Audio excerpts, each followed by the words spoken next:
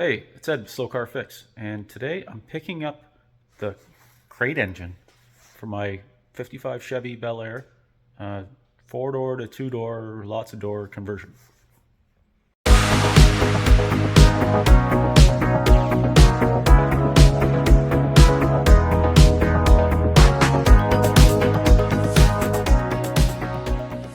Okay, so lots of stuff has gone on in the last few weeks. I haven't posted a video recently. The last one was on my Corvair engine. I pulled my Corvair engine out. If you are interested in that sort of thing, check it out. That's my most recent video. I did find out what the problem is, but I'm not going to talk about that right now. I am happy to say that it's not near as bad as I thought it would be, and it's going to be sort of an easy fix. So today is a different deal altogether. Last weekend I went to go visit my son, and he's about 4 hours away, and on the way I stopped to see my friend Dave that has all those cars that I did a video on in the barns maybe a month or two ago. I did a video. He's got like a dozen Tri-5s and some Camaros and Impalas and Chevelles and I don't know, all kinds of things. I was really impressed with what he had. Super nice guy. And what I went there for was to buy an old truck that I need the engine for this thing. So since then, I've done that. It was a little bit of a trick to get it on the trailer because it's a very wide truck and it's a dually and it's kind of wider than my trailer. So I had to do some creative things. But anyways, now I got to go pick up the engine. So here we are on the storage side. I picked up a cradle for the engine to go on, and I picked up some moving carts and stuff. I need them anyways because I've got a Corvair engine over there in the corner that is it sitting on something? I guess it's sitting on a cart, but there's the diff and trans out of my Corsa is sitting over there just on a jack. So I'd like that to sit on a cart, and then it's always good to have carts around. So that's what's going on there. Like I said, the engine's out of the Corsa. The interior's out of the Bug. That's at the upholstery shop, which reminds me I've got to connect with him today. Everything else is quite dusty and been sitting around for a while. But today isn't a good indication, but it is near spring. Unfortunately, today it's a little crappy out. But you can see what I had to do to my trailer. I had to put some 2x4s and 2x6s to get the wheels up so that way the lug nuts would clear the ramps, or not the ramps, the wheel wells on the trailer with that dually truck. So I'm going to disconnect this trailer here, and then I've got a box trailer. I'm going to hook onto my box trailer, and that's what I'm going to go and get the engine with. This one's a bit overkill. Okay, I'm in the Ram and the trusty steed. It's done really well. It did really well towing that truck. That truck's got to be heavy. I'll show you guys the truck in a few minutes. I got my box trailer on. I had to chip it out of the ice because it's spring, but it's not quite spring. So I had to chip it out of the ice. I haven't moved it since last fall. I do need to do some work on my car trailer. My car trailer's 2016, but I use it a lot in the winter mostly, so it gets salt and crap and it needs some work. Let me know in the comments if that's something you guys want to see in a video, is me reworking the car trailer, because typically what I've been doing with my videos is I just happen to record whatever I'm doing, and if you watch it, you watch it. If you don't, you don't. I'm doing it anyways, so I might as well record it. So let me know if that's something you want to see. Also, let me know if you want to see more stuff on Corvairs and stuff, because it doesn't seem that as many people watch that stuff as they do the Tri-5 Chevy stuff, imagine. So let me know if that's something you want to see. Same with my Volkswagen. Not a lot of people seem to be interested in that, but I'm interested in it, so let me know if that's something you're interested in. Anyways, I am going to get this truck. I keep calling it a crate engine. It's not a crate engine. That's me trying to be funny. It's 2002 Chev 2500 HD, and I'm calling that the crate. The truck is the crate. That's the joke, I guess. So it's got a 6-liter and a 4L80E trans. Same package that I have in my 57 truck. I'm going to go through and do almost the exact same thing that I did in my 57 truck. It's a recipe that works. So where I'm going now is to Classic Auto Repair, just outside of Lindsay, Ontario. It's my friend's shop. A couple of friends work there. It's really good. They specialize in old car stuff, but they do a lot of, they do everything. And they look after all my stuff that I don't want to work on, like my Ram and whatever. I also use them as a second set of eyes after working on my projects and stuff. After I've spent an exhausted amount of time, they're real mechanics, licensed mechanics, so I just bring it to them and get them to do it once over after I've spent, you know, however long staring at it, the same car.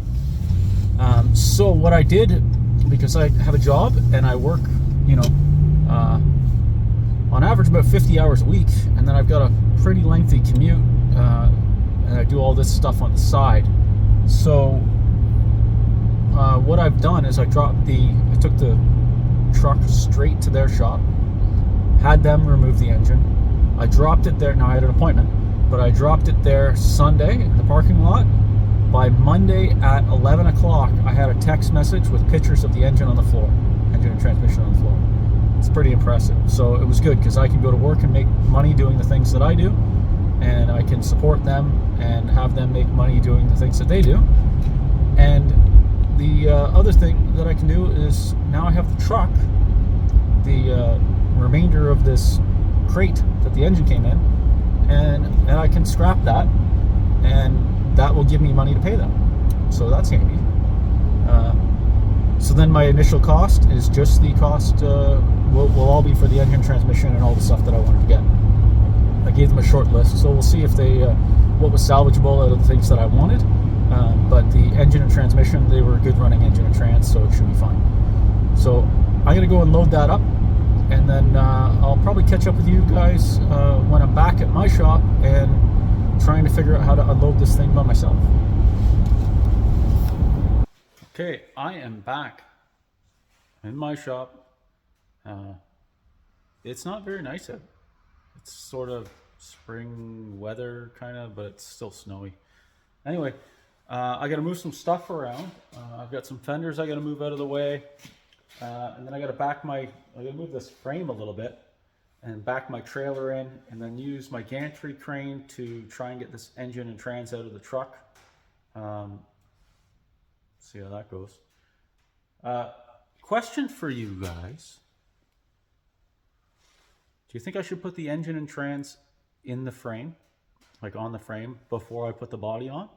Or should I do it after all the body work's done, so it's not getting covered in body crap? But then I also have the risk of damaging the bodywork, which, whatever. So do you think the engine should go in the frame before I put the body back on? Because if so, it kind of changes my plans of what it's next. Let me know.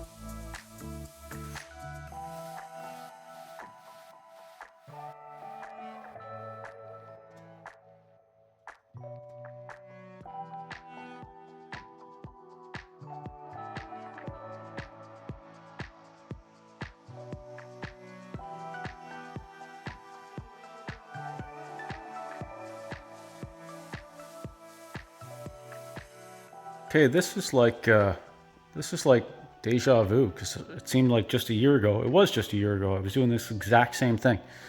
The only difference is now I have this buggy, which doesn't fit because it's for a small block Chevy, I think. But that's okay. I'm going to use it anyways. So let's look at what I got here besides a pile of crap. This engine has about 200,000 kilometers on it. I don't know what that is in miles, some sort of amount of miles. It's got a 4L80 trans. It's a 6-liter iron block. It did at some point have a working propane injection kit. Not when I bought the truck. It was running on gas, but it was at one time running on propane, which I thought I was concerned about. And then I asked around and poked around, and people said if it spent some time running on propane, it probably just ran cleaner during that time. So it's nothing to worry about.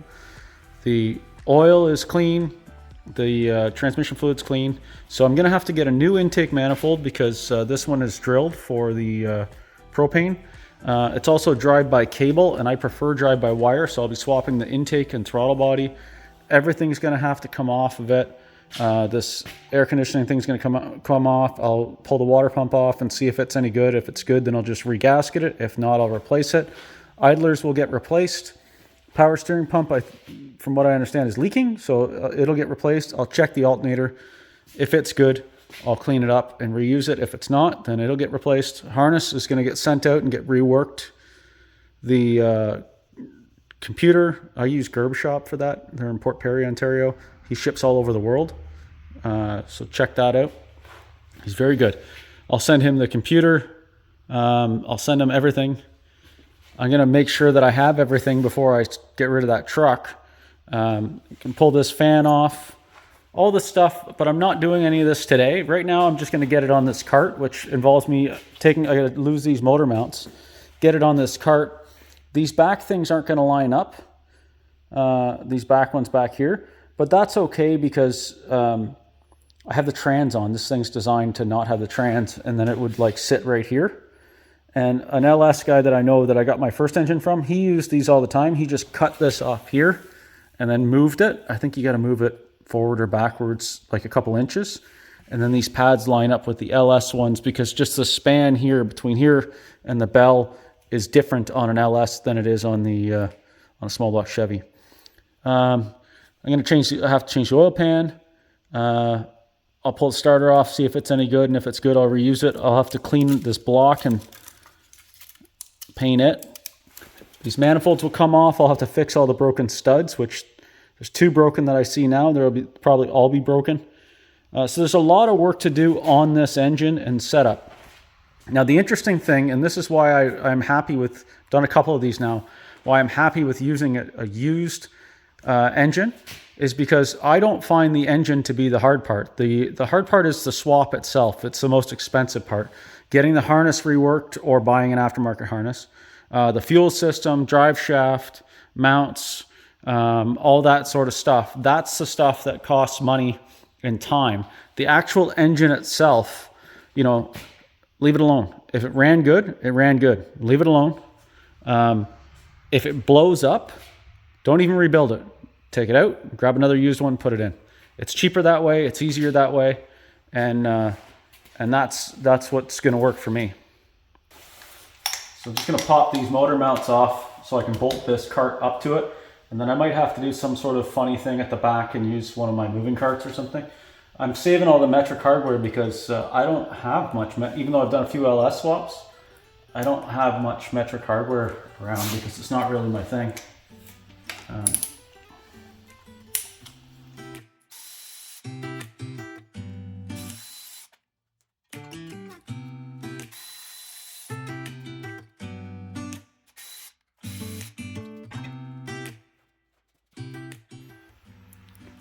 Okay, so the cart was not a complete fail, but almost a complete fail.